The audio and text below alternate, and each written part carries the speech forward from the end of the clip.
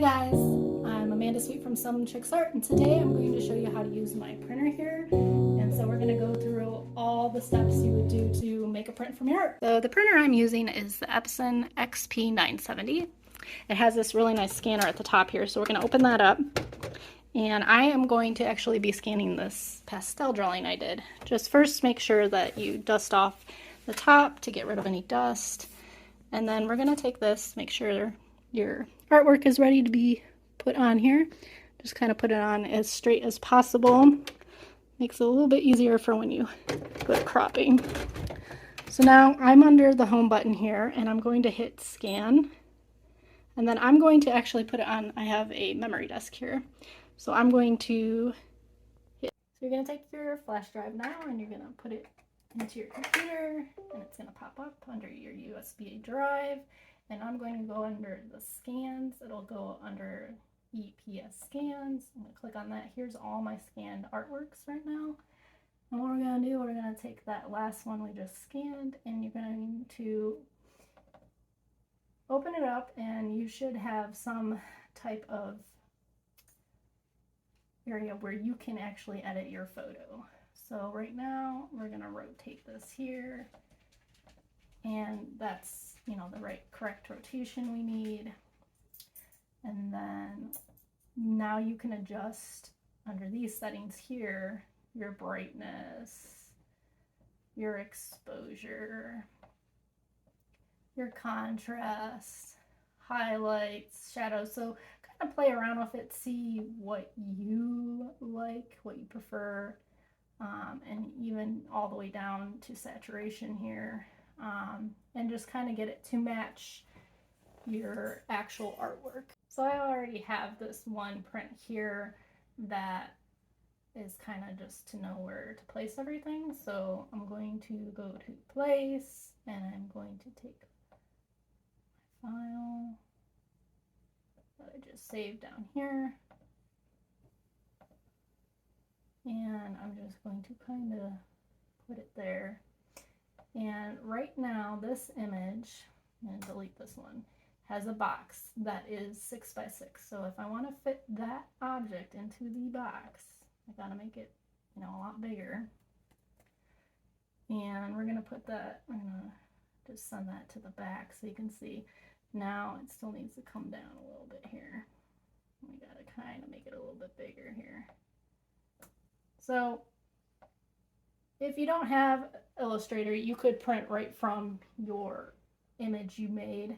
And this, I'm just getting a little more technical.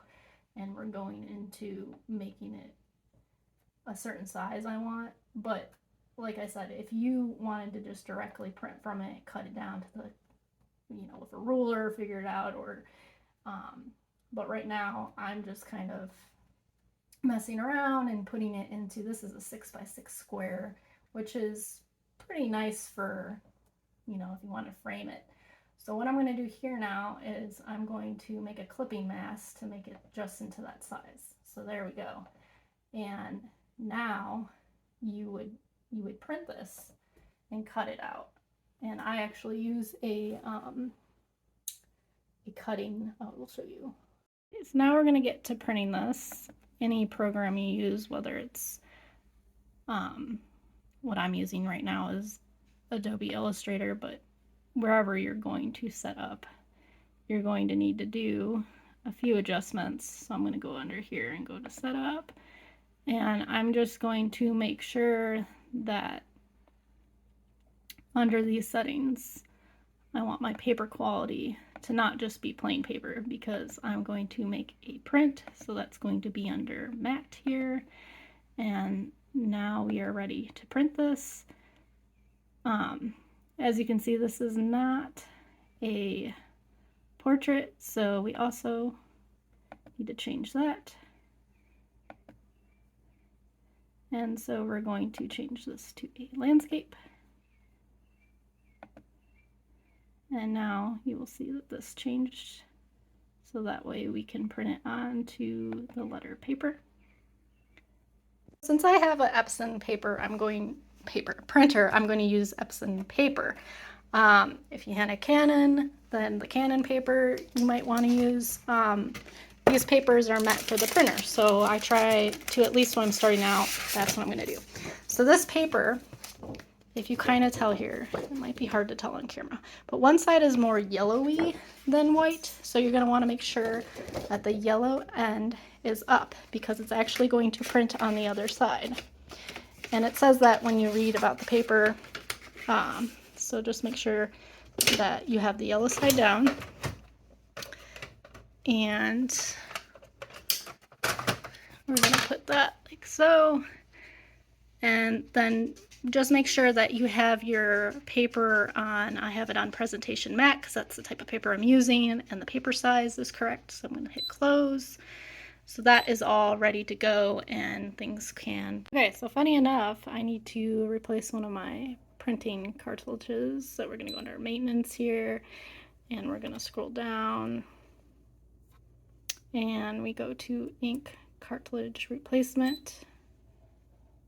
Next, start.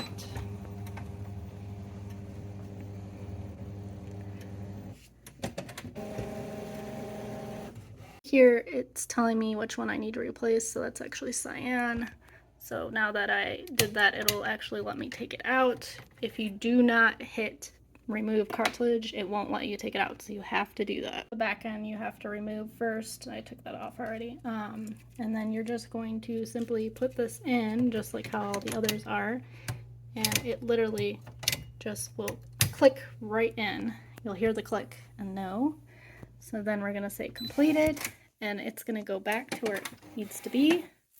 And now I will be ready to, once this is all processed, I'll be able to actually print what I was supposed to print. Okay, so it is now printing, and we're going to compare it to the original once this is done. Before you cut or do anything, allow it to dry for a few hours at least, and before selling it, let it dry even longer. You really want the ink to just really get into the paper and don't touch. Here is the print, and the color still needs to set in a little bit, so it might be a little bit different even later when it dries, but you can see how close it is to the original. The scan really picked up all the textures and the creaminess, and the color came out very nice. So that's what you want once you print it. So I hope that helped you. I know it kind of switched around a little bit, and I'm now a professional when it comes to making videos, but I wanted to at least show you a few more of my prints because I've done them from, this is from acrylic painting, I've done from a watercolor, and actually on this one I added some metallic watercolors onto that, so that's kind of fun thing you can do. And I've actually even printed on, this is like a glitter type of paper, so play around with the papers, figure out what papers you like, figure out you know, what sizes you like. I've made some smaller ones here too, and you can just kind of figure out, you know, what you like. I like to leave a little bit of a border to make it a little bit more professional, so you can do that too, or you can leave it without a border like this one. It just depends on what you like, and just kind of fool around with it, figure out what is right for you. If you have any questions or have something you want to see next, let me know in the comments, guys. Thanks so much for watching. Bye.